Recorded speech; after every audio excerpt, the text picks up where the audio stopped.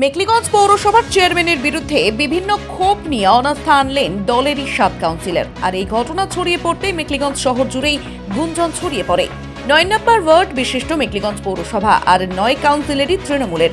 এবার সেই পৌরসভার চেয়ারম্যান কেশবচন্দ্র দাসের বিরুদ্ধে বিভিন্ন ক্ষোভ ও আক্ষেপ নিয়ে অনাস্থা আনলেন দলেরই 7 কাউন্সিলর। আর এই ঘটনা চারিদিকে প্রকাশ হতেই দলের অন্দরে প্রশ্ন উঠতে শুরু করেছে।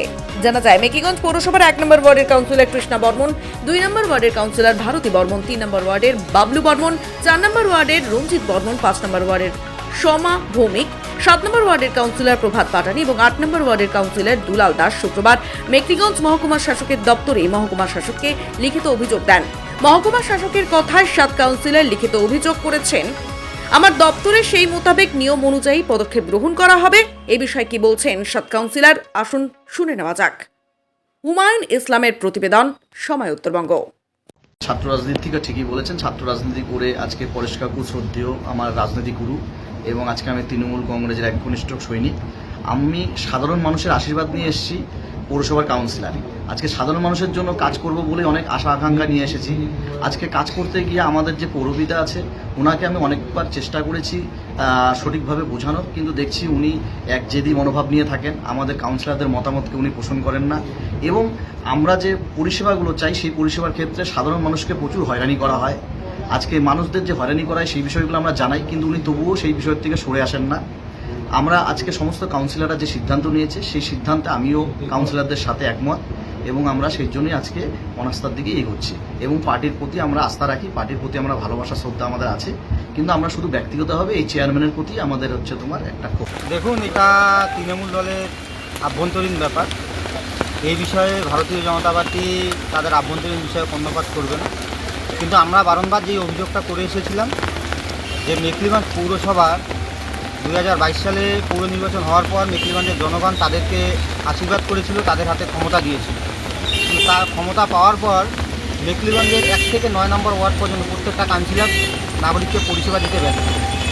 শুধু কেশবচন্দ্র দাসই নয়, তার এই পৌর পরিষেবা দিতে ব্যর্থ 9টা ওয়ার্ডের কাউন্সিলর। আজকে আমরা একটা সর্বোপরিভাবে গোটা বাংলা জুড়ে যেই তৃণমূলের যে ট্রেনটা দেখি, যে যারা যতভাবে কামাই করে দিতে পারবে চেয়ারে বসে, তার স্থান এবং মর্যাদা সবার উপরে থাকে।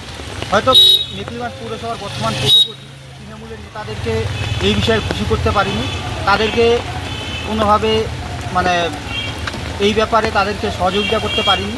তার জন্য তার বিরুদ্ধে দলের কাউন্সিলররা অনাস্থা আনতেই পারে, কিন্তু এই অনাস্থা আনার ক্ষেত্রে বা আনার জন্য আজকে একটা জিনিস পরিষ্কার, যে তৃণমূল এই পৌরবোর্ডকে পৌরবাসীকে পরিষেবা দিতে ব্যর্থ। আমরা ভারতীয় জনতা পার্টির পক্ষ থেকে এটা বারংবার অভিযোগ করেছিলাম। তার ফলস্বরূপ আমরা 2024 সালে লোকসভা নির্বাচনে প্রত্যেকটা জনগণের কাছে আবদার রেখেছিলাম এবং তাদের মতামত প্রকাশের জন্য আবেদন রেখেছিলাম। তারা এই 2024 লোকসভা নির্বাচনে আমাদেরকে, ভারতীয় জনতা পার্টিকে তারা দুহাত তুলে আশীর্বাদ করেছিল এবং মেখলিগঞ্জ পৌরসভা থেকে ভারতীয় জনতা পার্টির প্রার্থী ডক্টর জয়ন্ত কুমার রায় লিড পেয়েছে। এই যে অনটন রয়েছে, এই অনটনের কারণে সাধারণ মানুষেরা পরিষেবা পেতে ব্যর্থ হচ্ছে, কি বলবেন? তৃণমূলের পরিষেবা দেওয়া তো দূরের কথা, তাদের আভ্যন্তরীণ পকেট কীভাবে পুরানো যায়, তাদের স্বার্থ কীভাবে চরিতার্থ হয়, এই বিষয়ে মেখলিগঞ্জ পৌরসভার কাউন্সিলররা ব্যর্থ। শুধু এখানে কেশববাবুর দোষ দিয়ে লাভ নেই, কারণ আমরা ইতিমধ্যে দেখেছি তিনি কয়েকটি ব্যাপারে খুব নিষ্ঠার সঙ্গে, বিশেষ করে ফাইন্যান্স ব্যাপারে তিনি নিষ্ঠার সঙ্গে কাজ করেছেন এবং এইটাই হচ্ছে তৃণমূলের সবচেয়ে বড় অস্ত্র, যাতে দুর্নীতি করার ক্ষেত্রে সবচেয়ে বড় হচ্ছে অর্থটাই মেন। এবং কতিপয় কিছু নেতা তাদের নিজের হাতে ক্ষমতা রাখার জন্য আজকে এই সমস্ত কাজকর্ম করছে, আর তার চরম ভোগান্তি মেখলিগঞ্জ পৌরসভার বাসীদের ভুগতে হবে আগামী দিন, এটা পরিষ্কার। ধন্যবাদ। আমি 2 নম্বর ওয়ার্ডের কাউন্সিলর ভারতী বর্মন।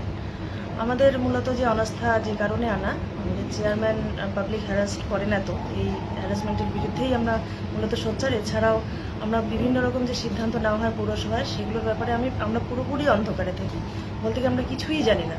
তো এই ক্ষোভগুলো তো আমাদের আছেই, যার কারণে নম্বর ওয়ার্ডের কাউন্সিলর দীর্ঘ 2.5 বছর ধরে চেয়ারম্যানের কি বলে এটাকে জঘন্য কতগুলো নীতির বিরুদ্ধে আমরা আমি বিশেষ করে আমি হয়ে গেছি আর কি বলে এটাকে বলা হয় যে অসহ্য যন্ত্রণা সহ্য করতে বর্তমানে। যত কিছুই আমি বলি, প্রত্যেকটা বিওসিতে আমার ওনার সঙ্গে ঝগড়া লাগে। উনি ওনার নীতিতে সচল থেকে দেয় সবসময়ের জন্য। আমি যে কাউন্সিলর একজন, আমার যে কতগুলো দাবি বা আলোচনা কোনোরকম পাত্তা দেয় না।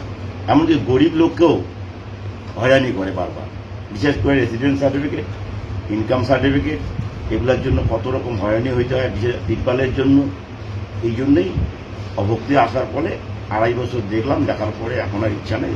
ওই জন্য যদি চেয়ারম্যান ইস্তফা না দেয়, দিবে না, জন্যই আজকে আমরা 5 নম্বর ওয়ার্ডের কাউন্সিলর সোমা ভৌমিক আমার নাম। আজকে আমরা আমাদের যে চেয়ারম্যান কেশবচন্দ্র দাসের বিরুদ্ধে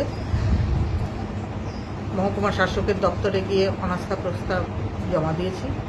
তার কারণ হচ্ছে আমরা আজকে 2 বছর 5 মাস ওনাকে নিয়ে পৌরসভায় একসাথে বোর্ডটা চালাচ্ছিলাম, কিন্তু আমরা নতুন বোর্ড হওয়ার পর থেকেই ওনার একটা আমাদের কাউন্সিলরদের প্রতি একটা অনীহা।